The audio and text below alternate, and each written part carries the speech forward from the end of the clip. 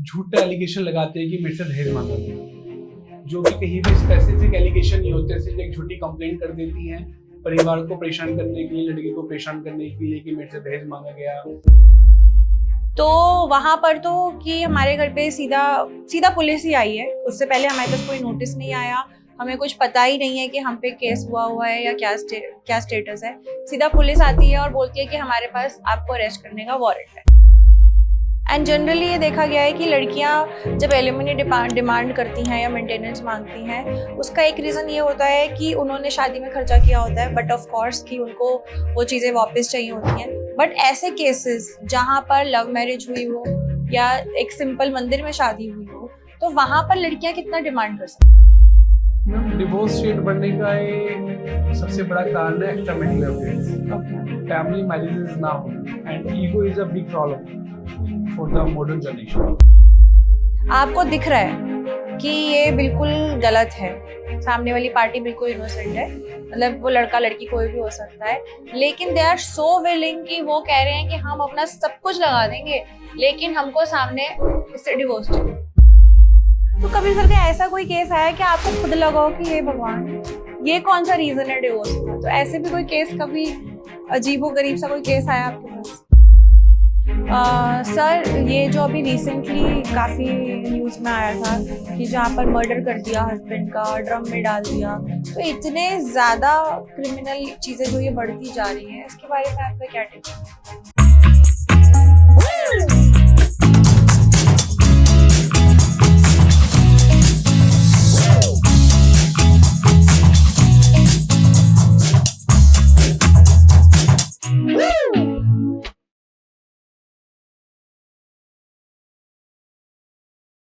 Hello and welcome to the another episode of It's Real Talk podcast for you.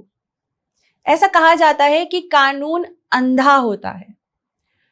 क्या सच में हमारे law system में लड़कों के लिए कोई लॉ नहीं है, जहां पर innocents like Atul Subhash and many more are suffering? आज की पॉडकास्ट में हम जानेंगे क्या लड़कों के लिए भी कुछ लॉ है, क्या इसी तरह लड़के पीड़ित ही होते रहेंगे, और क्या कुछ हमारी सोसाइटी में, हमारे लॉ में अब चेंजेस आने वाले हैं या ऑलरेडी आ चुके हैं। So let's welcome our today's guest. Let's welcome advocate Varun Jain with us. Hello and welcome sir. I am so happy कि आप हमारे साथ यहाँ पर आए हैं। Let's begin this episode. Ma'am, मुझे भी अच्छा लगा, आप लोगों ने इतना अच्छा टॉपिक चूज किया है, कहते हैं जिसको लेके आज के टाइम में समाज के अंदर काफी लोग परेशान हैं। यहाँ पे सबसे पहले मैं आपको करेक्ट करना चाहूंगा कि कानून अंधा नहीं है। Really? कानून सब कुछ देखता है। अच्छा। अभी रिसेंटली हमारे पूर्व chief justice of India DY Chandrachud ने, जो हमारी कहते हैं न्याय की देवी की मूर्ति है, उसमें अमेंडमेंट की, जिसके अंदर उनकी आंखों से पट्टी हटाई गई। ओके। और उनके हाथ में तलवार की जगह संविधान की किताब दी गई, जिससे ये बताया गया कि कानून सब कुछ देखता है, कानून अंधा नहीं है। क्या और बात। जो भी न्याय मिलेगा वो संविधान के अनुसार सबको मिलेगा। तो आज के एपिसोड में हम देखेंगे कि अब कानून अंधा नहीं है और कैसे अब लड़कों के लिए लॉ बदल रहे हैं और क्या क्या चेंजेस आ रहे हैं। सर मैडम, इसके रिगार्डिंग ये है कि सबसे पहले हर किसी को, हर सिटीजन को, चाहे लड़का हो चाहे लड़की हो, उसको अपने अधिकारों, कानूनी अधिकारों के बारे में पता होना चाहिए। ऐसा नहीं है, लड़कों के लिए भी बहुत से ऐसे कानून हैं जो उनको फॉल्स केसेस से बचने के लिए प्रोटेक्ट करते हैं। जैसे कि आज के टाइम में लड़कियां दहेज के कानून का मिसयूज करती हैं, काफ़ी अदर DV एक्ट का मिसयूज करती हैं, लेकिन उसके रिगार्डिंग भी कानून में प्रोटेक्शन है।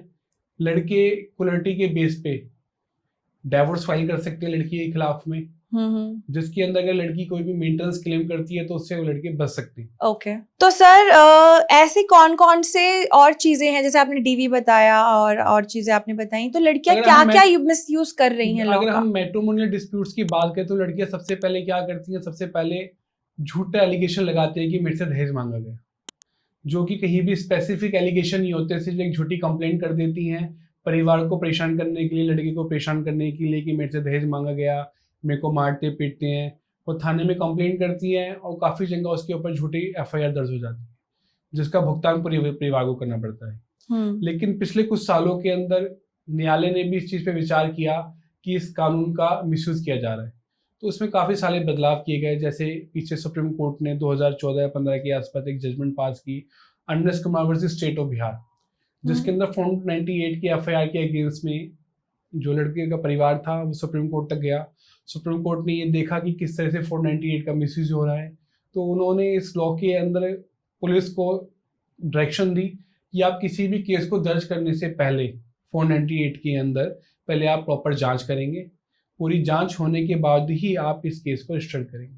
उन्होंने सीआरपीसी का सेक्शन 41 के अंदर 41A सेक्शन को ऐड ऑन किया, जिसके अंतर्गत किसी भी ऐसा केस जिसके अंदर 7 साल तक की सजा है, up to 7 years of imprisonment, इसके अंदर पुलिस को मैंडेटरी किया कि वो पहले जिस बंदे के खिलाफ कंप्लेंट की गई है, जिस व्यक्ति के खिलाफ कंप्लेंट की गई है, उसको एक नोटिस देंगे सेक्शन 41A का, ताकि वो अपनी बात, अपना बचाव पक्ष पुलिस के सामने रख सके। अगर पुलिस उसके जवाब से जस्टिफाई होती है तो उसको बिना अरेस्ट किए उसकी इन्वेस्टिगेशन को आगे चलाए। ओके, बट सर अभी रिसेंटली जैसे मेरी ही फैमिली में ऐसा केस हुआ, तो वहां पर तो कि हमारे घर पे सीधा पुलिस ही आई है, उससे पहले हमारे पास कोई नोटिस नहीं आया, हमें कुछ पता ही नहीं है कि हम पे केस हुआ है या क्या स्टेटस है। सीधा पुलिस आती है और बोलती है कि हमारे पास आपको अरेस्ट करने का वारंट है। तो ऐसी सिचुएशन में कोई हो तो क्या करना चाहिए? इस तरह के वारंट को आपको चैलेंज करना चाहिए। और इस तरह के ऑफिसर के खिलाफ एक्शन होता है।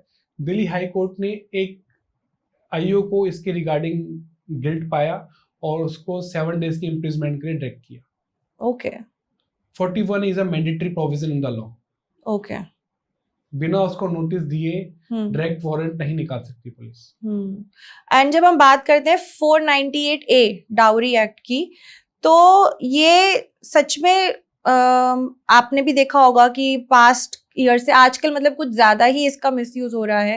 मैं यहाँ पे आपको थोड़ा क्रैक करना चाहूंगा कि पहले 498 आईपीसी हुआ करता था, लेकिन क्या है कि आईपीसी को चेंज करती है, भारतीय न्याय संहिता के अंदर इसको कन्वर्ट कर दिया गया है। 1 जुलाई 2023 से भारत के अंदर आईपीसी की जगह बीएनएस भारतीय न्याय संहिता लागू है। ओके, और 498 में जो सेक्शन है वो कन्वर्ट हो गया है 85-86 ऑफ बीएनएस एक्ट। ओके, तो ये इसका चेंज हो गया है नाम। ओके, तो ये जो लड़कियां इसका मिसयूज करती हैं, आपके अभी तक के एक्सपीरियंस में आप क्या हमें शेयर करना चाहेंगे? कुछ ऐसे और आपके केसेस, आपकी और कोई केस स्टडी जो हमें बताना चाहेंगे कि किस हद तक इसका मिसयूज होता है? अगर हम डाटा उठा के देखें, मैं अपना भी अनुभव आपके साथ शेयर करूं, तो ऑलमोस्ट 70 to 80% इसके अंदर झूठे पाए जाते हैं, जिससे बेसलेस एलिगेशन होते हैं। खाली पर्पस 498 में कंप्लेंट करने का ये होता है कि वो अपने मैट्रिमोनियल डिस्प्यूट को क्रिमिनल एंगल में कन्वर्ट करके सेटल करना चाहते हैं, लड़के से एलिमनी डिमांड करना चाहते हैं। ओके, तो सर जब हम एलिमनी की बात करते हैं, अगर हम ठीक है, हम यहाँ पर एक लीगल पॉडकास्ट कर रहे हैं अभी, बट अगर हम थोड़ी देर के लिए भूल जाएं कि आप लॉयर है, as human what do you feel about it, कि भाई आप एक मेल हो, आपको कैसा लगता है कि यार ये क्या हो रहा है बाकी मतलब सब लोगों के साथ? भारतीय सभ्यता को देखें या किसी भी समाज को देखें, तो वहां पे जो मेल कैरेक्टर था वो डोमिनेंट कैरेक्टर माना जाता था। वो कहने की माना जाता था कि महिलाओं का शोषण होता आया है। उसी को ध्यान में रखते हुए कहते हैं हमारी कंट्री में, अदर कंट्रीज के अंदर सही कानून बनाए गए कि ताकि महिलाओं को शोषण ना हो। कानून बनाए गए इसलिए कि महिलाओं को शोषण ना हो, लेकिन आज के समय में जिस तरह से मॉडर्न डे की तरफ हम बढ़ रहे हैं, कहते हैं वहां पे देखा जाए तो जिस समय में ये कानून बनाए गए तो उस समय के हिसाब से बिल्कुल ठीक थे, उचित थे, लेकिन जैसे जैसे समय परिवर्तित होता जा रहा है तो इसके अंदर भी परिवर्तन की थोड़ी सी आवश्यकता है। तो कोर्ट भी इसको अनुभव कर रही है कि जहां इन लॉ को बनाया गया था महिलाओं की सुरक्षा के लिए, ताकि उनका शोषण ना हो, आज के टाइम में इनका मिसयूज हो रहा है और इसके अंदर महिलाएं शोषित नहीं हो रही है, अब इन कानूनों का प्रयोग करके शोषित कर रही है। राइट। तो सर बचाव के लिए लड़के की जो फैमिली है वो क्या चीजें कर सकती है अपने को बचाने के लिए? जैसी लड़की के परिवार को पता लगता है कि मेरे खिलाफ क्रिमिनल प्रोसीडिंग इनिशिएट कर दी है लड़की वालों ने, तो उसको इमीडिएट एंटीसिपेटरी बेल के लिए अप्लाई करना चाहिए कोर्ट के अंदर। ओके। अपने बचाव में जो भी एविडेंस है, चाहे वो कोई टेलीफोनिक कन्वर्सेशन की रिकॉर्डिंग हो, चाहे चैट की ऐसी कोई रिकॉर्डिंग हो, इस तरह की एविडेंस अपने फेवर में कलेक्ट करनी चाहिए ताकि उसको फ्यूचर में काम आए। और बिल्कुल भी डिप्रेशन में नहीं जाना चाहिए। आज के टाइम में किसी भी तरह की लीगल प्रोसीडिंग इनिशिएट हो जाती है, कॉमन मैंने डिप्रेशन में आ जाता है, पूरी फैमिली परेशान हो जाती है, तो उसमें उनको डिप्रेशन में नहीं आना चाहिए, किसी अच्छे क्रिमिनल लॉयर से कंसल्ट करना चाहिए ताकि वो उसको आगे का मार्ग प्रशस्त करे। और सर लड़कियां जैसे रेप के केसेस भी झूठे लगा देती हैं, तो उसके बारे में आप क्या कहना चाहेंगे? रेप के केस झूठे, बिल्कुल आप ठीक कह रहे हैं। कहते हैं इसके रिगार्डिंग कहते हैं काफ़ी सारे डाटा आए हैं जिसके अंदर ये प्रूव होता है कि 7 to 80% रेप केसेस भी झूठे पाए जाते हैं। जैसे हम कह सकते हैं कि काफ़ी लड़कियां लिविंग रिलेशनशिप में रहती है जहाँ पे दोनों एडल्ट्स हैं, दोनों अपनी मर्जी से रह रहे हैं, लेकिन एक समय के बाद में जब लड़का मैरिज के लिए मना कर देता है तो लड़की उसके ऊपर सीधे रेप के एलिगेशन लगा देती है। लेकिन अब जो गवर्नमेंट ने नया कानून चेंज किया उसमें रेप के चार्जेस को हटा के उसको marriage on the physical relationship on the basis of false promises में कन्वर्ट कर दिया गया सेक्शन 69 में। तो कोर्ट्स भी इस बात को समझ रहे हैं कि लड़कियां कानून का मिसयूज कर रही हैं, तो हर केस के सर्कमस्टांसेस और फैक्ट्स को देखते हुए कोर्ट बेल भी अलाउ करती है स्टार्टिंग के अंदर, ताकि वो अपनी बात को कोर्ट के सामने रख सके। एंड सर बट लड़कियों ने भी बहुत सहा है और इतना सब कुछ हुआ है गलत औरतों के साथ, लेकिन अभी तक हमारे देश में रेप के लिए जेन्युइन जो केस होते हैं रेप के, उसकी कोई बहुत कड़क सजा क्यों नहीं है? नहीं, अब पीछे जब गवर्नमेंट ने अमेंडमेंट किया इसके अंदर, कहते हैं आईपीसी के अंदर भी अमेंड किया था 2013 के अंदर, दिल्ली के अंदर क्राइम हुआ था, तो उसके अंदर गवर्नमेंट ने कहते हैं इसके अंदर कैटेगराइज किया, कहते हैं सेक्शन को 376 को A B C D crime के अकॉर्डिंग डिफाइन किया गया है कि किसके अंदर लाइफ इम्प्रिजमेंट रहेगी, किसी के अंदर डेथ सेंटेंस रहेगी। ओके, तो डेथ सेंटेंस है, डेथ सेंटेंस का प्रोविजन है। ओके, जिस तरह से गैंग रेप होते हैं, क्रूरटी होती है, रेप के बाद में मर्डर कर दिया जाता है। ठीक है। एंड ऑल्सो जुवेनाइल के लिए क्या है, क्योंकि अभी मैंने शायद रिसेंटली सुना है कि वो भी एज लिमिट थोड़ी कम कर दी गई है, पहले शायद 18 साल थी। नहीं, उसके अंदर पीछे चर्चा हुई थी, लेकिन इस तरह का कोई बदलाव अभी नहीं आया है। तो सर आप इसके बारे में आपको क्या लगता है, आपके क्या थॉट्स हैं apart from being a lawyer, एक इंडियन सिटीजन होने के नाते आपको क्या लगता है कि ये सजा कैसी होनी चाहिए? क्योंकि इफ 18 साल का बच्चा है तो बच्चा तो नहीं है, और आजकल 12-13 साल में ही बड़े हो जा रहे हैं बच्चे, तो आपके क्या थॉट्स हैं कि क्या चेंजेस होने चाहिए? कानून के अंदर बदलाव किया गया है गवर्नमेंट के द्वारा, जिसके अंदर 16 से 18 साल के बीच की उम्र के जो भी बच्चे हैं, कहते हैं कोई भी हीनियस क्राइम करते हैं जस्ट लाइक मर्डर, रेप, उनको भी एज ए एडल्ट ही ट्रीट किया जाएगा, उनको भी पूरा ट्रायल फेस करना पड़ेगा। लेकिन I think that is very inhuman, क्योंकि मैं मतलब सोशल मीडिया के माध्यम से ही एक रील स्क्रॉल कर रही थी और उसमें एक इन्फ्लुएंसर थी और वो नॉर्मल अपनी वीडियो बना रही हैं और सामने से एक 12-13 साल का लड़का आता है और इन्फ्लुएंसर को मतलब अनएप्रोप्रिएट तरीके से टच करके एंड ही रैन अवे। तो मतलब this is happening in society. Madam देखो, 12 साल तक के बच्चे के लिए हम कहेंगे कि हमारे शास्त्रों में भी ये कहा गया है, कहते हैं कि अगर जो 12 साल तक का बच्चा होता है उसकी गलतियों को माफ किया जाता है। हाँ, तो but sir this is so wrong कि वो कैसी चीजें तो हो रही हैं। इसके रिगार्डिंग भी बच्चों को राइट टच, रॉन्ग टच के बारे में स्कूल्स में सिखाया जाता है, और जो एक्ट में अमेंडमेंट हुए हैं उसके अंदर भी सेक्स एजुकेशन को लेके काफ़ी जोर दिया गया है कि बच्चों को इसके बारे में स्कूलों के अंदर सिखाया जाए कि राइट टच क्या होता है, रॉन्ग टच क्या होता है। ओके।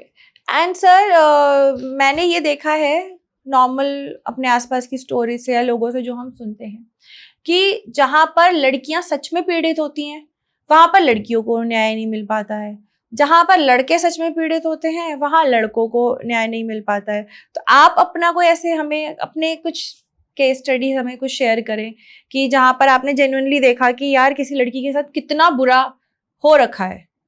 नहीं, बात आपकी बिल्कुल उचित है कि जहाँ पे रियल के अंदर लड़की के साथ में गलत हुआ होता है, कि चाहे हम मैट्रिमोनियल डिस्प्यूट की बात करें, चाहे हम रेप केस की बात करें, वो इस तरह से कहते हैं समाज के दबे कुचले वर्ग से आती हैं कि वो अपनी बात को ढंग से रख नहीं पाती हैं। चाहे हम कहते हैं वो पैसे की कमी से कोर्ट के अंदर अप्रोच नहीं कर पाती हैं, सही वकील के पास नहीं जा पाती हैं, उनको सही सलाह नहीं मिलती है, जिससे वो अपनी बात को नहीं रख पाती हैं। ये बात से मैं बिल्कुल सहमत हूँ। मैंने भी अपनी लाइफ के अंदर सही केस देखे हैं कि बहुत सी लड़कियां कहते हैं पैसे की कमी की वजह से, समाज के डर की वजह से, परिवार की डर की वजह से अपनी बात को नहीं रख पाती हैं और उनके साथ जो अन्याय होता है उसको सहती रहती है। मैडम, इसके अंदर मैंने केस देखा कि हमारे पास में एक लड़की आई, कहते हैं जिसका पति ड्रिंक करता था, उसको मारता था। अच्छा। वो कोर्ट में गई, उसने घरेलू हिंसा का केस फाइल किया, लेकिन घरेलू हिंसा के अंदर भी सिर्फ कोर्ट ने क्या किया, उसको खाली मेंटेनेंस अलाउ कर दी, क्योंकि उसके बाद भी पति उसको डेली मारता है पी के, ओके, ड्रिंक करके। पुलिस से उसको कोई प्रोटेक्शन नहीं मिलती है। राइट। तो ये चीजें थोड़ा हमारा लॉ चेंज होने की जरूरत है और ज्यादा। नहीं, लॉ ऑलरेडी बना हुआ है, उसके प्रॉपर इम्प्लीमेंटेशन की जरूरत है। हम ये नहीं कह सकते कि महिलाओं के लिए या पुरुषों के लिए कोई इस तरह के लॉ नहीं है। सबसे पहली बात है, ये एक कॉमन मैन के लिए उसको अपने अधिकारों के बारे में जानना जरूरी है, ताकि अगर वो अपने अधिकारों को जानेगा तो उसको पता हो कि मुझे राइट फोरम में कहाँ जाना है, किसको अप्रोच करना है। अभी किसी के साथ में इस तरह की कोई दुर्घटना हो जाती है, चाहे कोई महिला है, अगर उसके साथ में इस तरह की कोई दुर्घटना होती है, कहते हैं, चाहे उसके साथ में उसको उसके ससुराल पक्ष के द्वारा प्रताड़ित किया जाता है, उसके पति द्वारा प्रताड़ित किया जाता है, तो उसको ये नहीं पता होता कि मेरे का राइट फोरम कहाँ है, मुझे कहाँ अप्रोच करना है। अगर कोई महिला जाके थाने में कंप्लेंट देगी कि मेरा पति मुझे मारता है, कहते हैं, तो पुलिस वाले कहेंगे ठीक है कि आपके लिए अलग से कानून बना हुआ, आप जाके कोर्ट में अप्रोच कीजिए, लेकिन उसको ये नहीं पता कोर्ट में अप्रोच कैसे करना है। राइट। इसके लिए सरकार ने हर स्टेट के अंदर, हर डिस्ट्रिक्ट के अंदर लीगल सर्विस अथॉरिटी बना रखी है, जिसको बोलते हैं DLSA, district legal service authority, जिसके अंदर वहां जाके वो अप्रोच कर सकती है, जहाँ पे उनको मुफ्त कानूनी सलाह मिलती है। मुफ्त कानूनी सलाह मिलती है, जिसके अंदर वकील उनको दिया जाता है सरकार की तरफ से, जो कि उनसे किसी तरह की कोई पैसे चार्ज नहीं करता, उसके लिए गवर्नमेंट उनको पे करती है। Okay sir. और अब अगेन हम आ जाते हैं लड़कों की बात पर। तो फॉर एग्जाम्पल कि किसी लड़की ने ऐसे केस करा झूठा कि मुझे रहना नहीं है और मेरे को डिवोर्स चाहिए, और फिर वो जाती है, एंड ऑब्वियसली क्योंकि प्लीज डोंट माइंड, क्योंकि ये अपनी लैंग्वेज नहीं होती है, हम लोगों को नहीं पता होता, पर जब इंसान एक वकील के पास जाता है तो वकील और चीजें बता देता है, अरे DV लगा दो, अरे ये लगा दो, अरे वो लगा दो, तो वो और सारे केसेस लगाती है लड़के के ऊपर, उसके साथ साथ उसके परिवार को घसीटती है। तो ये कहाँ तक वो जा सकती है?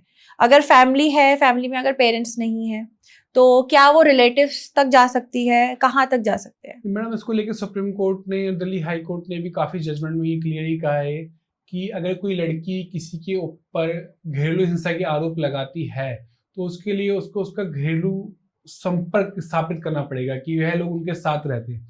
अगर कोई व्यक्ति किसी के साथ रहता ही नहीं है तो उसका उत्पीड़न कैसे करेगा?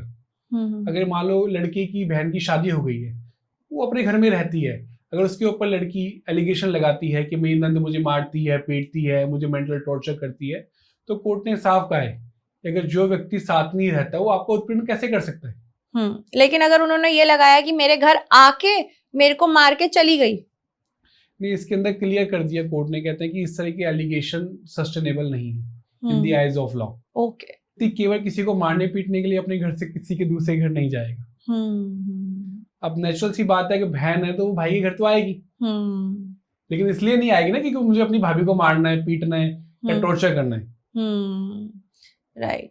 तो सर जैसे मान लो कि अगर ऐसा कोई केस होता है और फिर फाइनली लड़के ने भी डिवोर्स फाइल कर दिया और दोनों का सेटलमेंट हो रहा है या चल रहा है, और उनको थोड़ा बहुत अमाउंट में पैसा जा चुका है, और उसके बाद फिर से क्या हमको पुलिस तंग कर सकती है? नहीं, अगर आपका मैटर मीडिएशन में सेटल्ड हो गया है तो पुलिस आपको तंग नहीं कर सकती है। ओके।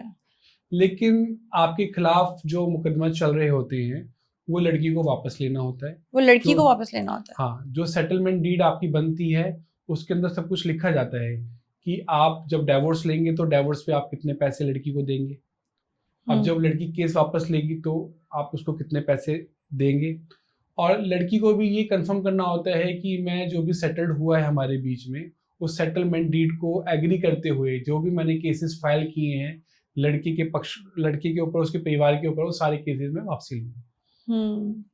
तो अगर वो लड़की मना कर दे कि मैं वापस नहीं ले रही, तो मैडम अगर लड़की मना कर देती है और बैकआउट करती है सेटलमेंट से, तो लिटिगेशन दोबारा फेस करना पड़ेगा। लेकिन इस तरह के मैटर्स के अंदर आप लड़की के खिलाफ चीटिंग का केस फाइल कर सकते हैं। अच्छा, ओके। इसके अंदर जैसे कि लड़कियां मेंटेनेंस फाइल करती हैं, सेटलमेंट करती हैं, अगर लड़की बैकआउट करती है सेटलमेंट डीड से तो उसको जितना पैसा लिया है वो विद इंटरेस्ट लड़की को वापस करना होता है। With interest, okay. और इसी तरह से आजकल जो भी कोर्ट मेंटेनेंस की ऑर्डर्स पास करती हैं उसके अंदर स्पेसिफिकली लास्ट में कोर्ट मेंशन करती हैं कि अगर लड़की अपने एलिगेशन प्रूव करने में फेल्ड होती है तो जितना भी मेंटेनेंस का अमाउंट उसने लिया है वो इंटरेस्ट समेत लड़के को वापस करे।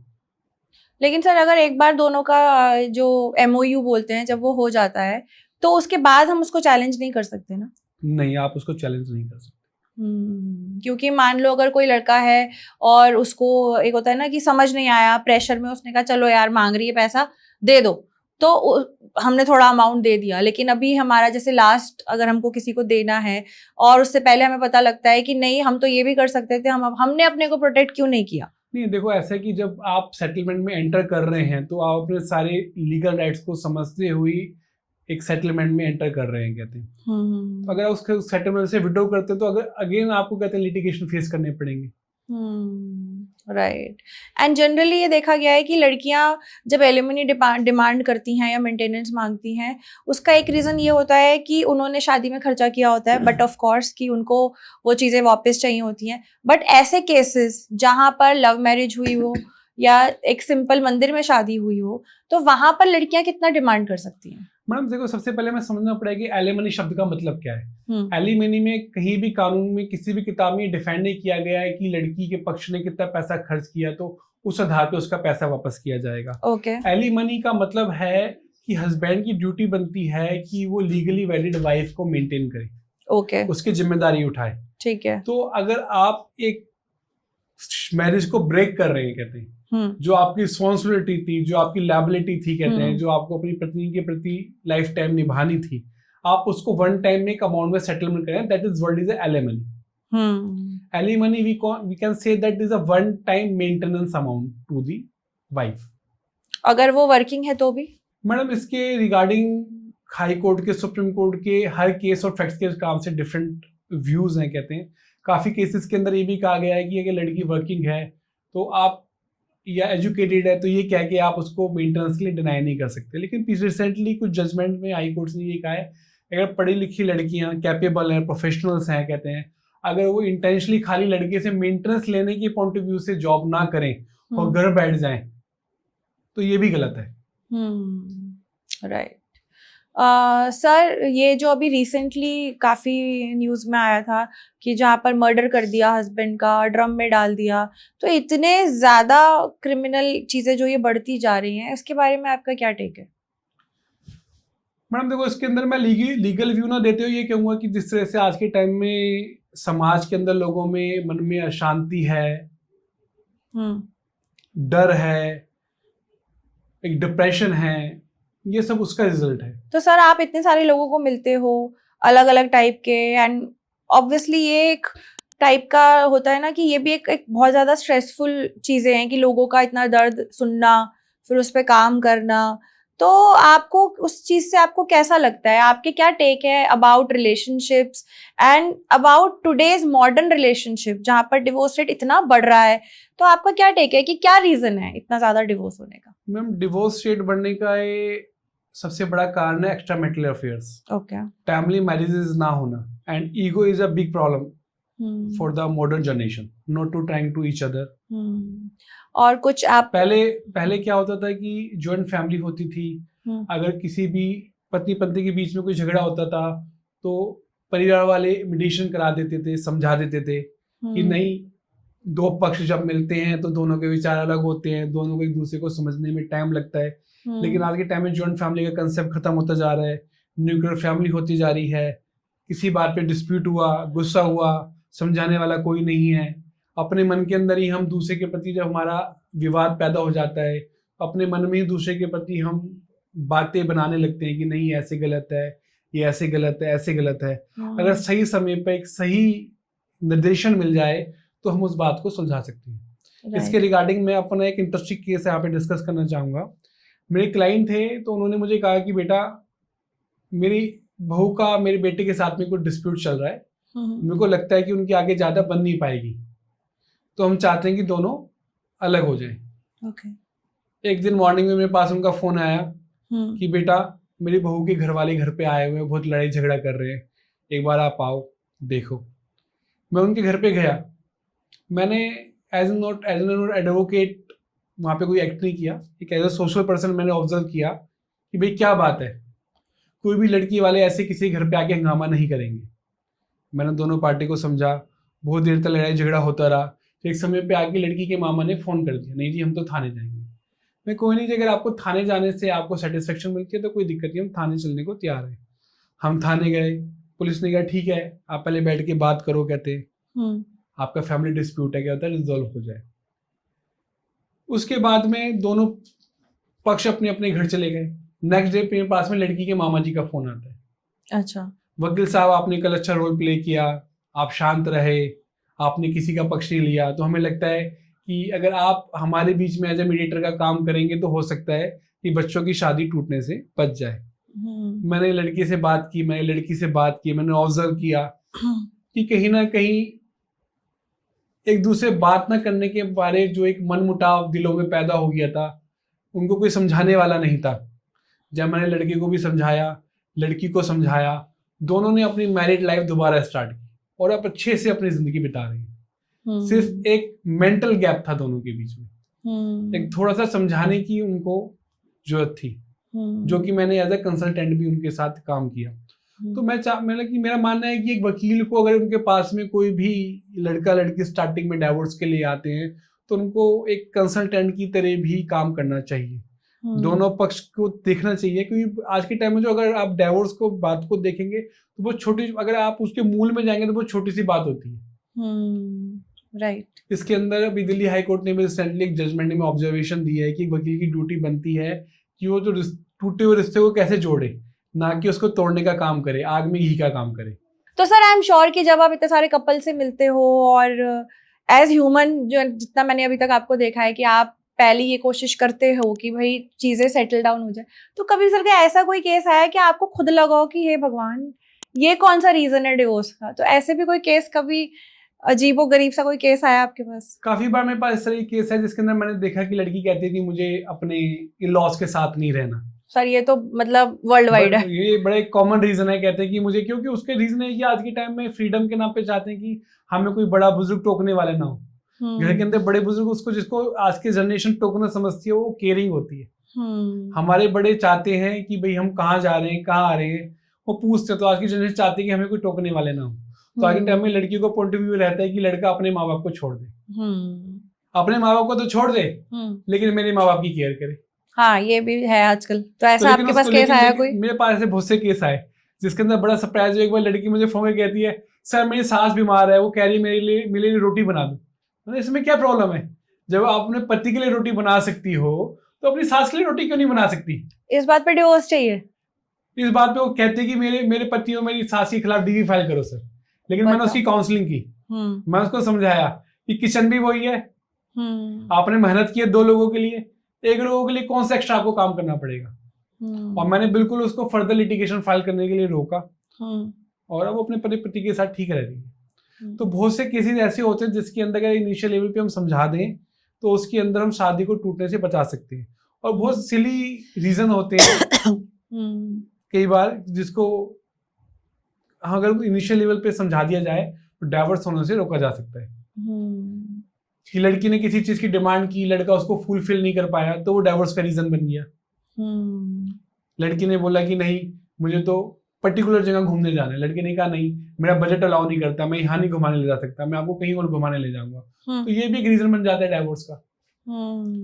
सर आपको क्या लगता है कि आज के जमाने में कहीं ना कहीं जो लड़कियां हैं उनकी फैमिलीज का इन्वॉल्वमेंट, या अगर है तो कुछ गलत तरीके से है? क्योंकि जैसे पहले जमाने में होता था कि लड़कियां बहुत दूर शादियां कर दी जाती थी तो माँ बाप थोड़ा कट ऑफ हो जाते थे। आजकल इन्वॉल्वमेंट बहुत ज्यादा है और इन्वॉल्वमेंट होने के बाद भी कई बार पेरेंट्स जो है एक होता है ना ज्यादा मोह में बेटी के गलत गाइड कर देते हैं। तो ऐसा आपने भी ऑब्जर्व करा है? मैं आपकी बात से बिल्कुल सहमत हूँ। आज के टाइम में डाइवोर्स होने का सबसे बड़ा कारण ये भी है कि इनिशियल लेवल पे जो लड़की के माँ बाप है उसको समझाने की जगह उसको सपोर्ट करते हैं। अगर लड़की गलत है तो उसको समझाना चाहिए कि बेटा आपको पेशेंस रखना चाहिए, आप चीजों को रिजॉल्व कर सकते हो। वो समझाने की जगह उसको कहते हैं कि नहीं बेटा तू चिंता ना कर, हम लिटिगेशन फाइल करते हैं, तुझे ऐसा क्यों कह दिया, ऐसा क्यों कर दिया, तुमको ऐसा नहीं करना चाहिए था। जबकि उनको ये भी सोचना चाहिए कि अगर हमारी लड़की किसी घर में गई है तो हमारे घर में भी बेटा है। अगर हम किसी का घर बिगाड़ रहे हैं कल को मेरे बेटे का घर भी बिगड़ सकता है। लेकिन इस चीज को दरकिनार करते हुए बेटी के मोह के अंदर उसको गलत एडवाइस करते हैं। अगर इनिशियल लेवल पे ही लड़की को समझा दिया जाए तो वो बच सकता है। आपने कहानी सुनी होगी, एक चोर था, वो जेल में बंद था। जब उसकी माँ उसके पास आई तो उसकी माँ उसके अपनी माँ को अपने पास बुलाया। जब माँ पास आई तो उसने कान काट लिया अपनी माँ का। क्या बेटा तूने क्या किया, मेरा कान क्यों काट लिया? तो उसने कहा माँ, जब मैंने पहली पेंसिल चोरी की थी, अगर तूने उसी दिन मेरे को थप्पड़ मारा होता तो आज मैं जेल में नहीं होता। तो अगर कोई लड़की, अगर कोई अपने ससुराल पक्ष की, अपने पति की कोई कंप्लेंट लेके आती है, अगर उसके माँ बाप कह दे कि बेटा तू अपने घर में अपने मैटर को रिजॉल्व कर, तो हो सकता है कि वो बात इतनी आगे ना बढ़े। राइट। सर, आपने कभी ऐसा कोई आपके पास कोई केस आया हो कि जहां पर आपको दिख रहा है कि ये बिल्कुल गलत है, सामने वाली पार्टी बिल्कुल इनोसेंट है, मतलब वो लड़का लड़की कोई भी हो सकता है, लेकिन दे आर सो विलिंग कि वो कह रहे हैं कि हम अपना सब कुछ लगा देंगे लेकिन हमको सामने इससे डिवोर्स चाहिए? देखो मैडम, इस तरह के केस अगर मेरे पास आते हैं तो पहले मैं उनकी काउंसलिंग करने की कोशिश करता हूँ और हमारा पक्ष ये रहता है कि हम गलत का साथ ना दें। एक वकील होने के नाते हमारी एक जिम्मेदारी खाली ये नहीं बनती, क्योंकि आप लीगल प्रोफेशन आप देखिए, कहते हैं एक सोशल प्रोफेशन है। हमारा काम ये है कि समाज के अंदर कुछ गलत हो रहा है तो उसको सही करने के लिए भी हम कार्य करें, खाली हम पैसा कमाने के लिए कार्य ना करें। आपको क्या लगता है कि क्योंकि आजकल इतनी अवेयरनेस हो गई है और लड़कों के सपोर्ट में भी लोग सोचने लग गए हैं, बोलने लग गए हैं, लेकिन आज भी लड़कियों के साथ जलाने तक की केसेस आते हैं। अगर आप गांव में चले जाओ तो वहां पर आज भी लड़कियां दहेज के लिए जलाई दी जा रही हैं। तो आपको क्या लगता है कि इसके मतलब इस चीज के अंडर कहीं ना कहीं जो सच्ची में पीड़ित लड़की है तो कहीं उनको भी इंसाफ नहीं मिल पा रहा, ऐसा हो रहा है आजकल? हाँ मैडम, ये कह सकते हैं कि जब किसी भी चीज का जो से ज्यादा इस्तेमाल किया जाता है तो उसका एक नेगेटिव नरेशन सेट हो जाता है। आज के टाइम में कोर्ट के अंदर भी एक ये माइंड सेटअप हुआ है कि कहते हैं कहीं ना कहीं कानूनों का मिसयूज किया जा रहा है। लेकिन अभी एक रिसेंट जजमेंट के अंदर सुप्रीम कोर्ट ने एक केस फाइल किया गया जिसके अंदर ये कहा गया कि 498 का मिसयूज किया जा रहा है। कोर्ट ने माना कि कहीं ना कहीं समाज के अंदर जो महिलाओं के लिए कानून बने गए थे उनका मिसयूज हो रहा है। लेकिन कोर्ट ने ये कहा कि हम इस तरह से कानूनों में बदलाव नहीं कर सकते, इन कानूनों को हटा नहीं सकते। कुछ लोग सिर्फ कानून का गलत यूज कर रहे हैं, इसलिए हम कानून को हटा नहीं सकते ताकि जो एक्चुअल में पीड़ित है ताकि वो न्याय से वंचित ना हो सके। राइट। तो सर, मिसयूज तो हो रहा है, और आपके और कुछ एक्सपीरियंस जो आपने इस फील्ड में ऑब्जर्व करे हो? मैडम, मैंने देखा बहुत सी लड़कियां ने इसको एक प्रोफेशन बना लिया, एक बिजनेस बना लिया, जिसके अंदर वो लड़कों से शादियां करती हैं, फिर उनको डाइवोर्स फाइल करती हैं, उनसे एलिमनी क्लेम करती हैं, उनसे डाइवोर्स लेती हैं, फिर सेकंड मैरिज करती हैं, फिर थर्ड मैरिज करती हैं, फिर फोर्थ मैरिज करती हैं। ऐसे बहुत से केस देखे जिनमें लड़कियों ने 3-3, 4-4 शादियां की, बार बार एलिमनी ली, लड़कों से लाखों रुपए ऐठे, उन्होंने इसको अपना बिजनेस बना लिया। ऐसी लड़कियों की जांच होनी चाहिए, कहते हैं उनके खिलाफ लीगल एक्शन होना चाहिए। राइट। लेकिन वो इतना ज्यादा लड़कों को मेंटली टॉर्चर कर देती हैं, वो भी सोचते हैं कि अगर हमें शांति से रहना है, हमें परिवार को शांति से रहना है तो हमें इनको पैसे देने ही पड़ेंगे। राइट। ऐसे गलत चीजों को समाज में होने से तभी हम रोक सकते हैं कि हमें इसके खिलाफ आवाज उठानी चाहिए। लड़कों को पूरा ट्रायल फेस करना चाहिए ताकि वो लड़कियों के गलत एक्शन को गलत साबित कर सके। राइट। और सर, आपको क्या लगता है कि मेन रीजन आज के टाइम पे क्या है कि सिर्फ लड़कियां ही इस चीज में गलत है कि भाई सास ससुर के साथ नहीं रहना, जॉइंट फैमिली में नहीं रहना, या कहीं ना कहीं फैमिलीज भी आज के टाइम पे कुछ ना कुछ गलत करती हैं, वो अपने आप को चेंज नहीं करना चाहते, वो लड़कियों के अकॉर्डिंग चलना नहीं चाहते, या उनका एक माइंडसेट होता है कि तुम हमारे घर में आई हो, तुम बदलोगी, हम क्यों बदले? तो क्या लगता है आपको? मैडम, इसमें देखो दोनों को बदलने की जरूरत है। जिस तरह से आज के टाइम में समाज एक मॉडर्नाइजेशन की तरफ जा रहा है, भारत के अंदर पिछले हम देख रहे हैं काफी सालों में कितने बदलाव हुए हैं, इसके हिसाब से लड़की को भी बदलना चाहिए और परिवार को भी बदलना चाहिए। ऐसी कोई स्टोरी है सर जहाँ पे फैमिली ही रिजिड है, बदलना ही नहीं चाहती, जी हम क्यों बदलें? इस तरह की मैंने काफी केसेस ऐसे देखे हैं जिसके अंदर रियल के अंदर लड़की के परिवार वाले लड़की के ऊपर कहते हैं टॉर्चर करते हैं, उसको परेशान करते हैं, जिसमें परेशान होकर उसको लीगली रेमेडी अवेल करनी पड़ती है। और सर आपको क्या लगता है कि सोशल मीडिया आज के टाइम पे इन चीजों को कितना सपोर्ट करता है? कई बार कोई इंसान अगर गलत भी है लेकिन उसको सोशल मीडिया में वायरल इंसान दूसरे तरीके से कर देता है। मैडम सोशल मीडिया के अंदर जब हम किसी भी वीडियो को देखते हैं, सोशल मीडिया में कोई भी रील डाली जाती है, तो हमें खाली वही देखते हैं जो दिखाया जाता है, उसके पीछे का सच हमें नहीं पता होता है। तो आज के टाइम में सोशल मीडिया का इन तरह के मैट्रिमोनियल केसेस में बड़ा मिसयूज हो रहा है। अभी मेरे एक फ्रेंड हैं, कोलीग हैं, मेरे एडवोकेट हैं, उनका एक केस में सामने आया है जिस तरह से लड़की ने एक वीडियो के अंदर दिखाया कि मेरी सास ने मुझे धक्का दिया, जबकि उसकी सास ने धक्का नहीं दिया, वो अपने आप को धक्का देने से बचा रही थी। अच्छा। उसको एक मिसरिप्रेजेंट करके सोशल मीडिया पे दिखाया गया और लोग उस पर कमेंट कर रहे हैं कि ये तो गलत हुआ, आज के जमाने भी लड़कियों के साथ में ऐसा हो रहा है। लेकिन समाज ने सिर्फ एक पहलू देखा, उसका दूसरा पहलू नहीं देखा। जो दिखाया गया वही देखा गया। तो सोशल मीडिया का भी मैट्रिमोनियल डिस्प्यूट के अंदर लड़कियां काफी हद तक मिसयूज कर रही है और समाज को खाली जो सोशल मीडिया पे दिखाया जा रहा है उस पर विश्वास नहीं करना चाहिए। सर सोशल मीडिया की बात हुई तो मैंने सोशल मीडिया पे एक रील स्क्रॉल करते हुए देखा था कि there is a term called silent divorce, जहाँ पर हस्बैंड वाइफ साथ में रह रहे हैं लेकिन हस्बैंड वाइफ नहीं भी है, but just for the sake of children या बस वो एक पॉइंट टू पॉइंट बात करते हैं। तो ऐसे करके भी कोई टर्म है क्या सर? मैडम लीगल उसमें देखें तो ऐसी कोई टर्मिनोलॉजी नहीं है कि जिसको हम कहें कि साइलेंट डिवोर्स नाम की कोई चीज अभी भारत में एग्जिस्ट करती है। भारत के कानून में इस तरह की कोई भी चीज एग्जिस्ट नहीं करती है। बहुत से लोग, हाँ हम ये कह सकते हैं कि बहुत सी जगह कहते हैं लोग अपने परिवार की वजह से, अपने बच्चों की वजह से भी डाइवोर्स नहीं लेते हैं, लेकिन अलग रहते हैं, हस्बैंड वाइफ की तरह नहीं रहते हैं। ओके। तो सर जैसे जब कोई वाइफ है जिसको हस्बैंड के साथ नहीं रहना but for the sake of children वो रहना चाहती है, और क्योंकि वो उसको फाइनेंशियली हेल्प चाहिए और बच्चों के लिए चाहिए, तो वो क्या एक्शन ले सकती है? उसको कैसे, इस चीज के लिए क्या करना चाहिए?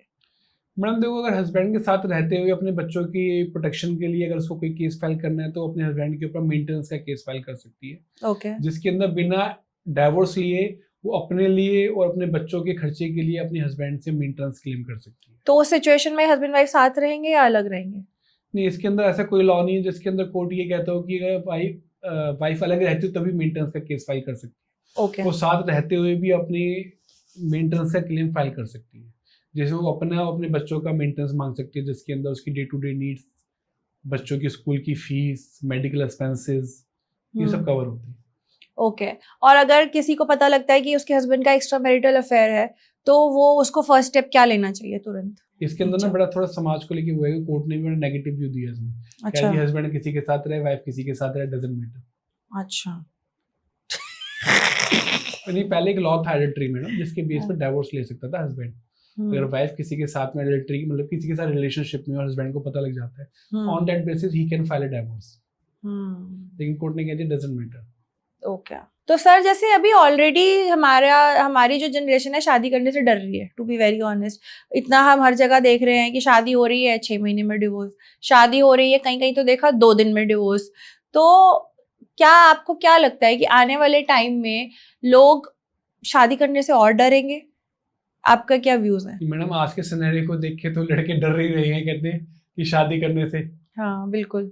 लेकिन मैडम आपने सुना होगा शादी का ऐसा लड्डू जो खाए तो पछताए, जो ना खाए पछताए। हाँ राइट। तो लेकिन आज के सिनेरियो को देखते हुए ऐसा लगता है कि भविष्य के अंदर कहते हैं लोग, जिस तरह से लिविंग रिलेशनशिप का कंसेप्ट भारत के अंदर आया, तो लोग कहते हैं कि हम लिविंग रिलेशनशिप में रहना पसंद करते हैं, हम शादी नहीं करते। अगर हमारे मन नहीं मिलेंगे तो हम अलग हो जाएंगे, मन मिलेंगे तो शादी कर लेंगे। लेकिन ये भी कंसेप्ट गलत है मैडम। जो मैरिज का सिस्टम समाज में बनाया गया है वो समाज को बांधे रखने के लिए बनाया गया है। हर कोई चाहता है कि आज के टाइम में मुझे फ्रीडम चाहिए, मुझे कोई टोके ना, मैं किसी की बाउंडेशन में ना रहूं। लेकिन ऐसा नहीं है। मैरिज का असली मीनिंग तब समझ में आता है कि जब आपकी एज हो जाती है, जब हस्बैंड वाइफ दोनों एक दूसरे की केयर करते हैं, कोई और केयर करने वाला नहीं होता है। राइट। तो सर अगर मान लो जब 498A जब फाइल हो जाता है तो उस पे लड़के को क्या एक्शन लेना है? मैडम 498 फाइल होते के साथ ही जैसे लड़के को पता लगता है तो उसको एंटीसिपेटरी बेल फाइल करनी चाहिए अपनी, एक एक्सपर्ट क्रिमिनल लॉयर से एडवाइस लेनी चाहिए, उसी गाइडेंस पे पूरा का पूरा अपनी आगे की कार्रवाई करनी चाहिए। ओके। और मेंटेनेंस जब लड़की मांगती है, मेंटेनेंस क्लेम करती है, तो क्या लड़का कर सकता है अपने बचाव के लिए? मैम मेंटेनेंस के केस के अंदर अगर 125 के अंदर लड़की मेंटेनेंस क्लेम करती है तो इसके अंदर मैंडेटरी है, सुप्रीम कोर्ट की गाइडेंस है रजनीश वर्सेस नेहा, जिसकी गाइडलाइंस के अकॉर्डिंग लड़के और लड़की दोनों को अपना इनकम एक्सपेंडिचर एफिडेविट फाइल करना होता है और कोर्ट उनके इनकम एक्सपेंडिचर एफिडेविट के अकॉर्डिंग ही मेंटेनेंस अलाउ करती है। ओके। जिसके अंदर स्पेसिफिकली लड़के को भी बताना पड़ता है कि उसकी इनकम क्या है, उसके एक्सपेंसेस क्या है, और लड़की को भी स्पेसिफिकली बताना होता है कि उसकी इनकम क्या है, एक्सपेंडिचर क्या है, उसकी एजुकेशन क्वालिफिकेशन क्या है। जिसके रिगार्डिंग हाई कोर्ट ने अभी क्लियर किया है कि सिर्फ आपको पति से मेंटेनेंस क्लेम करनी है, इसलिए आप अपनी नौकरी छोड़ के बैठ जाओ, ये भी गलत है। आप एजुकेटेड हो, आप प्रोफेशनल हो, आप जॉब कर सकते हो, तो आपको जॉब करनी चाहिए। सिर्फ आपको अपने पति से मेंटेनेंस क्लेम करनी है, इसलिए आप अपनी जॉब छोड़ के नहीं बैठ सकते। हाँ, लड़के भी। तो सर ये सिर्फ लड़कियां ही जो है इतना धोखा नहीं दे रही हैं, लड़के भी बहुत धोखा करते हैं। ऑलरेडी शादी करी होती है, फिर से शादी कर लेते हैं, तो लड़कों का फेक केसेस। इसके लिए कहते हैं क्लियर है कि इसने शादी कर रखी है और बिना डाइवोर्स किए वो सेकंड मैरिज करता है तो उसके ऊपर चीटिंग का केस फाइल होता है। ओके। और लड़के के लिए डबल खतरा है, उसको पहली वाइफ को भी मेंटेनेंस देनी पड़ेगी, दूसरी वाइफ भी उसे मेंटेनेंस क्लेम कर सकती है। और सर आजकल तो ये दो शादियों का ट्रेंड चल पड़ा है, दो बीवियां रखते हैं लोग साथ में, तो ये लीगल है इलीगल है? मैडम अगर हम हिंदू मैरिज लॉ की बात करें, इंडिया के अंदर हिंदू मैरिज एक्ट के अंदर सेम टाइम पे दो शादी नहीं कर सकते। आप डाइवोर्स हैं तो आप सेकंड मैरिज कर सकते हैं। हिंदू मैरिज एक्ट एक साथ दो शादी करना अलाउ नहीं करता। अगर आप मोमडन लॉ की बात करते हैं तो मोमडन लॉ के अंदर प्रोविजन है, उसके अंदर भी प्रोविजन है कि अगर पति कैपेबल है फाइनेंशियली तो ही वो सेकंड मैरिज कर सकता है with the permission of the first wife. Okay sir, आप अपने हमें और एक्सपीरियंसेस बताइए कि कैसे कैसे एनकाउंटर होते हैं आपको लोगों से? मैडम मेरे पास में बड़ा इंटरेस्टिंग केस आया है जिसके अंदर लड़की की शादी होती है और लड़की शादी के 1 महीने बाद घर से भाग जाती है। अच्छा। और भागने के बाद में किसी और के साथ में अफेयर्स में, लिविंग रिलेशनशिप में रहने लगती है। ओके। और कोर्ट में लड़की के ऊपर झूठा केस फाइल कर देती है 498 का, डीवी का, मेंटेनेंस का, और लड़के से मेंटेनेंस क्लेम करती है। वो केस कोर्ट के अंदर 2 साल चलता है। लड़का कहता है मेरे पास में पूरे एविडेंस है, लेकिन क्या करें, कोर्ट के ऊपर वर्कलोड बहुत ज़्यादा है। जब तक कोर्ट में पूरा ट्रायल होगा नहीं तब तक ये प्रूफ होगा नहीं कौन सही है कौन गलत है। तो बेचारे लड़के को मजबूरी के अंदर समझौता करके लड़की को 5 लाख रुपए देने पड़े। ओके। एंड तो किस तरह से कोर्ट पे बर्डन की वजह से कोर्ट के अंदर केसेस डिले होते हैं, जिसका भुगतान जो है लिटिगेंट्स को फेस करना पड़ता है। बहुत से लड़के गलत नहीं होते, उनके पास में पूरे एविडेंस भी होते हैं, लेकिन एविडेंस भी तभी साबित होंगे ना जब कोर्ट में समय आएगा उनको दिखाने का। राइट। तो सर अगर लड़का कहता है कि मैं लड़की के साथ रह रहा हूँ, मैं तुम्हारी सारी चीजें फुलफिल कर रहा हूँ, लेकिन मैं अपने पेरेंट्स को भी नहीं छोड़ सकता, क्योंकि पेरेंट्स को भी कौन देखेगा अगर इकलौता बेटा है, तो इसके लिए क्या लॉ है? अगर लड़की फोर्सफुली कहती है कि आप अपने पेरेंट्स को छोड़ो। अगर मैडम कोई लड़की फोर्सफुली कहती है कि भाई आपको अपने पेरेंट्स को छोड़ना पड़ेगा, आपको मेरे साथ रहना पड़ेगा, तो ये मेंटल क्रूरटी के अंदर आता है। इस बेस पे लड़का लड़की से डाइवोर्स ले सकता है। ओके। क्योंकि जितनी लायबिलिटी लड़के की पत्नी के प्रति है उतनी लायबिलिटी उसके पेरेंट्स के प्रति भी है। तो सेम चीज सर लड़की पे अप्लाई होती है? अगर लड़की कहती है कि मैं भी वर्किंग हूँ और मैं भी कमा रही हूँ, तो मेरे पास भी राइट है कि मैं शादी के बाद अपने पेरेंट्स को अपने साथ रखूँ, और इसमें अगर इन लॉज इंटरफेयर करते हैं, मना करते हैं कि आप नहीं रख सकते, तो क्या लड़की के लिए क्या सपोर्ट है? नहीं मैडम, लड़की के पास भी पूरा लीगल राइट है कि अगर वो वर्किंग है, वो अपनी इनकम के बेस पे अपने पेरेंट्स की केयर करना चाहती है तो केयर कर सकती है। ओके। तो लड़की के पास लॉ है, क्योंकि लड़की इंडिविजुअली अपनी कमाई कर रही है, उस कमाई पे पूरा अधिकार उसी का है। उसका हस्बैंड उससे क्लेम नहीं कर सकता कि भी आपकी कमाई पे मेरा हक है, आपको मैं जैसे एडवाइस करूंगा आपको वैसे खर्च करना पड़ेगा। लड़की जो कमा रही है तो उसकी इनकम पे उसका पूरा राइट है। एंड सर ये जो टर्म यूज किया जाता है स्त्री धन, तो ये क्या होता है और इस पे फाइनली राइट किसका होता है? मैडम जो स्त्री धन टर्म यूज होता है, लड़की को शादी के बाद जो भी गिफ्ट्स मिलते हैं, जो आर्टिकल्स मिलते हैं, जो गोल्ड ज्वेलरी मिलती है, चाहे वो लड़के पक्ष से मिले चाहे लड़की पक्ष से मिले, तो उस पर पूरा अधिकार लड़की का ही होता है। अगर कल को लड़का लड़की के अंदर ब्रेकअप होता है, डाइवोर्स होता है, तो उस पर पूरा अधिकार लड़की का ही होता है।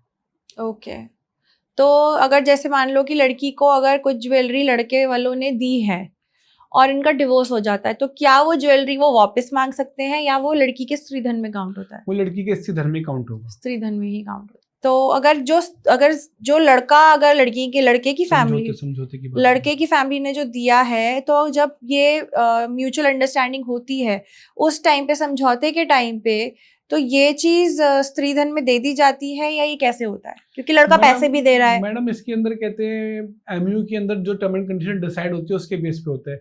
अगर हम जनरल टर्म में देखें तो मोस्टली क्या होता है कि ये एक अमाउंट तय कर दिया जाता है कि ये समझौता इतने अमाउंट के अंदर होगा, और जो ज्वेलरी है लड़के पक्ष की लड़की के पास रहती है, लड़की पक्ष की लड़की के पक्ष के पास रहती है। क्योंकि इसके अंदर क्या होता है कि इसके अंदर फिर डिस्प्यूट क्रिएट होता है। वो कहते हैं कि हमने इतनी ज्वेलरी दी थी, लड़की वाले कहते हैं नहीं इतनी ज्वेलरी नहीं दी थी। तो नॉर्मली यही ट्रेंड किया जाता है, ट्रेंड में रहता है कि कोई डिस्प्यूट क्रिएट ना हो, कोई क्लेम ना आए, तो उसको एक लमसम अमाउंट में सेटल कर दिया जाता है। ओके सर, कितने टाइम, जैसे कहते हैं कि 7 इयर्स तक अगर साथ नहीं रहते तो क्या ऑटोमेटिकली डिवोर्स हो जाता है? मैडम अगर लड़का लड़की दोनों के लॉन्ग टाइम से सेपरेट रह रहे हैं तो वो उनका म्यूचुअल सेपरेशन है, लेकिन लीगल सेपरेशन का तभी होगा जब वो कोर्ट ऑफ लॉ के अंदर कहते हैं डाइवोर्स फाइल करेंगे और कोर्ट से डाइवोर्स डिक्री लेंगे। ओके, और सर अगर एक सिचुएशन में आपको देती हूँ कि जहाँ पर एक लड़का लड़की की शादी होती है और शादी के कुछ टाइम बाद लड़की कहीं मतलब किसी और सिटी में शादी होती है, तो वो वापस अपने होम टाउन आ जाती है और लड़के ने एक मतलब मान लो धोखे से या कैसे भी उसको वापस अपने पेरेंट्स के घर भेज दिया, और उसके कुछ टाइम बाद उनका बेबी होता है। उसके बाद वो उसको एक स्टोरी बिल्ड करता है कि मैं आऊँगा लेने, मैं आऊँगा लेने, मैं आऊँगा लेने, तो वो आता ही नहीं है। बट गर्ल बीइंग इमोशनल लड़कियां होती हैं, तो लड़कियों को लगता है कि नहीं वो तो बाहर है, वो फोन पे आपसे टच पे हैं, वो वैसे वैनिश हो रहा है, और कहीं ना कहीं लड़की को डाउट भी हो रहा है कि मुझे धोखा तो नहीं दे रहा, ये ऐसे तो नहीं कर रहा।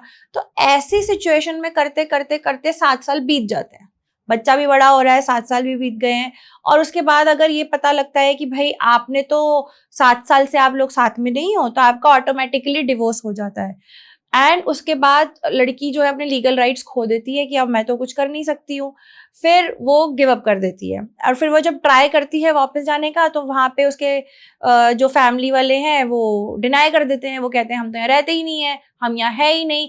ऐसे करते करते करते करते करते टाइम बहुत ज़्यादा बीत गया है, और अब अगर वो बच्चा बड़ा हो गया है तो क्या, स्पेशली अगर वो फीमेल है, अगर वो गर्ल चाइल्ड है, तो वो क्या क्लेम कर सकती है और उसके क्या राइट्स हैं टूवर्ड्स फादर प्रॉपर्टी, या वो और क्या क्या चीजें वहां से क्लेम कर सकती है? मैडम मेरे को अपना एक बड़ा इंटरेस्टिंग केस इसमें ध्यान में आता है, जो आपने अभी एग्जांपल दिया। मेरे पास में एक लड़की आई, तो सेम सिचुएशन आपने मुझे जो बताई कि उसके हस्बैंड ने उसको कहा कि ठीक है आप अपने मदर के घर चले जाइए, मैं आपको लेने आऊँगा, और उसको बेबी हुआ कहते हैं, गर्ल चाइल्ड, और इस तरह से मैं आऊँगा करते करते 6-7 साल निकल जाते हैं। 6-7 साल बाद जब वो नहीं आते, उसको पता लगता है कि लड़की ने कहीं दूसरी जगह मैरिज कर ली है, तो उसने मेरे को अप्रोच किया, हमने कोर्ट में केस फाइल किया।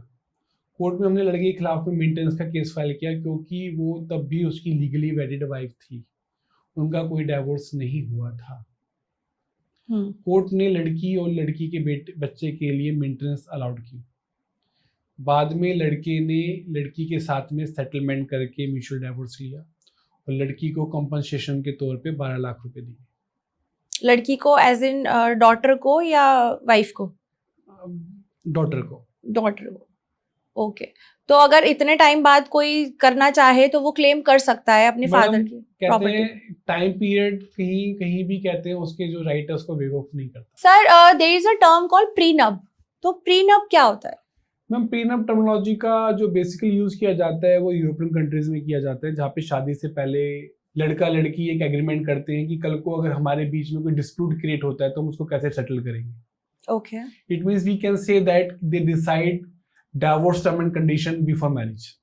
तो सर कहीं ना कहीं ये चीज तो ठीक है फिर? मैडम अगर आप शादी की आधारशिला रखने से पहले अगर डाइवोर्स की आधारशिला रख रहे हो तो इसका मतलब आप अट्रैक्ट कर रहे हो कि हाँ फ्यूचर में डिस्प्यूट क्रिएट होगा, डाइवोर्स होगा, लेकिन हमारे इंडियन कल्चर के अंदर ये चीज एक्सेप्टेबल नहीं है। और हमारे यहाँ पे इंडिया के अंदर हिंदू मैरिज एक्ट के अंदर ये बिल्कुल भी अलाउड नहीं है। तो हमारे मतलब हमारे लेकिन अगर हम मॉडर्न लॉ की बात करें, जिसके अंदर अब एक टर्म यूज होती है महर की रकम, ओके जिसके अंदर कंडीशन होती है कि अगर लड़का इन फ्यूचर में लड़की को डिवोर्स देता है तो इसको पर्टिकुलर अमाउंट देना पड़ेगा, ओके जिसको शादी के टाइम पे डिसाइड कर दिया जाता है। जिसके अंदर महर के अंदर ये होता है कि लड़का शादी के इमीडिएट बाद लड़की को अमाउंट पे कर सकता है, ओके या इन फ्यूचर जब वो उसको डिवोर्स देगा तो वो उसको पे कर सकता है। ओके तो मतलब प्रीनप जो है अभी तक इंडिया में नहीं आया है। हम इनडायरेक्टली कह सकते हैं प्रीनप जो है हिंदू मैरिज लॉ के अंदर कवर नहीं होता, लेकिन इंडिया के अंदर मॉडर्न लॉ के अंदर देखे तो कहीं ना कहीं वो एक कवर होता है।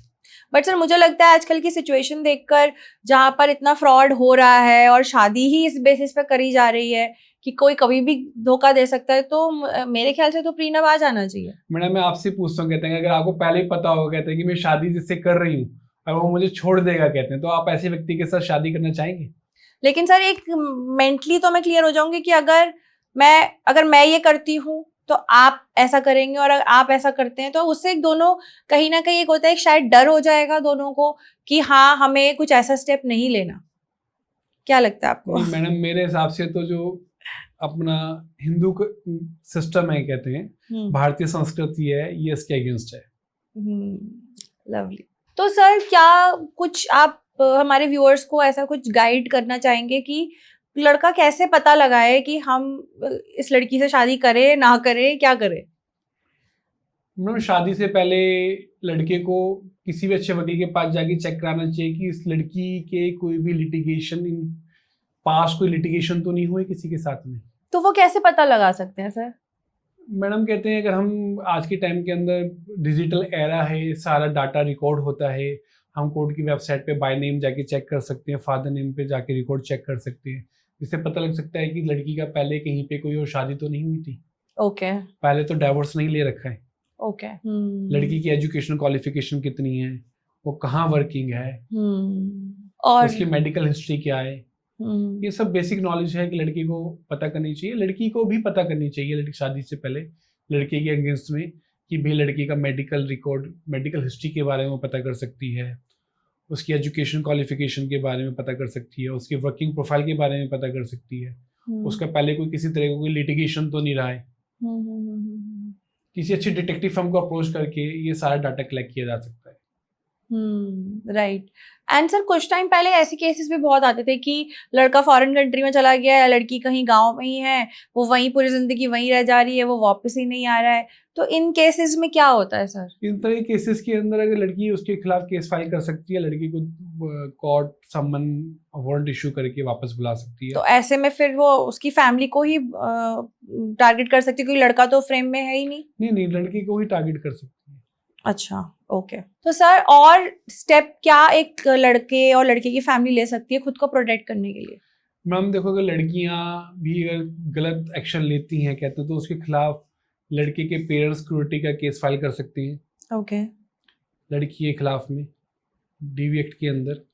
सर जब हमारे ये केसेस होते हैं तो कोर्ट ज्यादा वुमेन ओरिएंटेड जजमेंट क्यों देता है? मैडम जैसे भी पहले भी मैंने आपको बताया, कहते हैं कि इसके अंदर पहले मैन डोमिनेंट सोसाइटी हुआ करती थी, महिलाओं पे अत्याचार ज़्यादा होते थे, तो उनको शोषण से बचाने के लिए इस तरह के कानून लाए गए। तो जिस तरह से कानून बनाया गया है तो कोर्ट का कानून को इम्प्लीमेंट करना, लेकिन कोर्ट भी कहीं ना कहीं समझती है कि कानून का मिसयूज हो रहा है, तो आज के बदलते समय के साथ कोर्ट भी इस तरह के निर्णय दे रही हैं जिसके अंदर वो समझ रही हैं कि ये गलत हो रहा है। जैसे मैं अभी आपको एक केस बताता हूँ, बरेली के अंदर केस हुआ जिसके अंदर झूठा रेप केस किया गया। वो केस चला, जब केस फाइनल स्टेज पे आया तो कोर्ट ने लड़के को अक्यूटल किया और लड़की ने जिसने झूठे एलिगेशन रेप के लड़की के ऊपर लगाए थे उसको ना कि जेल भेजा, ओके बल्कि उससे 5.5 लाख रुपए का जुर्माना भी लगाया गया जो कि लड़की को दिलवाया गया। एक सेट ऑफ एग्जाम्पल है सोसाइटी के अंदर कि जो लड़कियां गलत करती हैं कोर्ट उनके खिलाफ भी बढ़ा सकता है। न्यायालय की दृष्टि में लड़का लड़की दोनों बराबर हैं। सर ऐसा कभी ये डिवोर्स केसेस में भी हुआ है कि लड़की ने बिल्कुल सब कुछ फेक लगाए, फेक एलिगेशंस लगाए हो? ऐसे क्योंकि मैडम जनरली इन केसेस में टाइम इतना खिंच जाता है कि फाइनली वो हार के बोलते हैं कि चलो यार म्यूचुअली कर लो। मैडम लड़की, उसके लिए लड़की को डटे रहना पड़ेगा, क्योंकि हमारे यहाँ पे थोड़ा सा सिस्टम, कोर्ट के ऊपर बर्डन ज़्यादा है, वर्क प्रेशर ज़्यादा है, उसकी वजह से केसेस थोड़े डिले हो जाते हैं, जिससे न्याय मिलने में थोड़ी सी देर हो जाती है। लेकिन ऐसे बहुत से केसेस हैं जिसके अंदर कहते हैं लड़के ने केस लड़ा, साबित किया कि उसके ऊपर झूठे एलिगेशन है, जिसके बेस पे उसको डाइवोर्स भी मिला और लड़की की मेंटेनेंस भी कोर्ट ने ख़त्म की। तो सर लड़कों के लिए भी कोई ऐसा हेल्पलाइन, कोई इमरजेंसी नंबर होना चाहिए? जैसे लड़कियों के लिए बहुत सारे नंबर्स होते हैं कि आप कॉल कर लो, तुरंत पुलिस आ जाएगी, तुरंत सपोर्ट आ जाएगा, तो लड़कों के लिए भी कोई नंबर है? मैडम ऐसा तो गवर्नमेंट की तरफ से ऐसा कोई नंबर नहीं है, लेकिन अगर लड़कों को लगता है कि उनके साथ गलत हुआ है कहते हैं, तो वो, जैसे मैं भी आपको बताया कि डीएलएससी गवर्नमेंट ने बना रखा है, वहाँ अप्रोच कर सकते हैं, जहाँ पे उनको फ्री कानूनी सलाह मिल सकती है, जिसके अनुसार वो अपना बचाव पक्ष रख सकते हैं।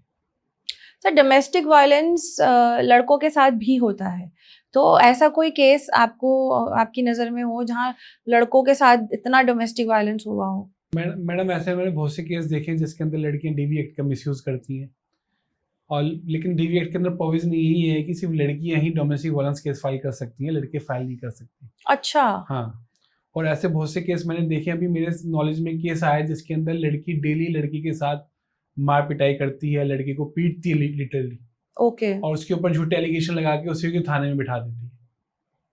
ओ। तो उसमें हम कह सकते हैं कि डीवी एक्ट का मिसयूज हो रहा है कहते हैं। लेकिन हम्म। ये दुविधा ये है हमारे कानून की कि लड़की डीवी एक्ट के अंदर केस फाइल कर सकती है, लेकिन लड़का फाइल नहीं कर सकता। ओके। तो जैसे लड़की क्लेम करती है लड़के की प्रॉपर्टी पर या लड़के से एलिमनी, लड़के भी एलिमनी क्लेम कर सकते हैं? मैडम हिंदू मैरिज एक्ट के अंदर सेक्शन 24-25 के अंदर लड़के भी लड़की से मेंटेनेंस क्लेम कर सकते हैं और एलिमनी क्लेम कर सकते हैं।